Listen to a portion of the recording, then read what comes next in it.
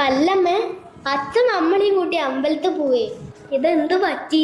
അച്ഛന് വിശ്വാസമൊക്കെ വന്നോ? അത് ശരിയാ, യാതൊരു വിശ്വാസമില്ലാത്ത ആളാ. അച്ഛൻ്റെ അമ്മേൻ്റെയും കല്യാണത്തിന്റെ അന്ന് കയറിയതാ അമ്പലത്തില്, പിന്നെ ആ വഴിക്ക് പോയിട്ടില്ല. അതെ, നമുക്ക് എന്തെങ്കിലും അത്യാവശ്യ കാര്യം ഉണ്ടെങ്കിൽ ദൈവത്തിനെ വിളിച്ചാൽ മതി. അതല്ലാണ്ട് വെറുതെ മൂപ്പര് ഇടങ്ങറാക്കാൻ അങ്ങോട്ട് പോയരുത്. എന്താ ഇപ്പൊ പെട്ടെന്നൊരു അത്യാവശ്യം?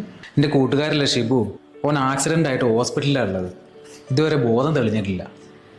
ഓന് വേണ്ടി ഒന്ന് പ്രാർത്ഥിക്കണം. ഞാനിന്ന് രാവിലെ അറിയുന്നത്. അയ്യോ, എന്നാ പറയണ്ടേ?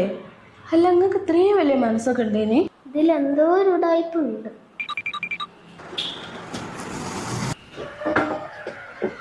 സത്യം പറയച്ചേ, അച്ഛൻ അയാൾക്ക് പൈസ കടം കൊടുത്തില്ലേ?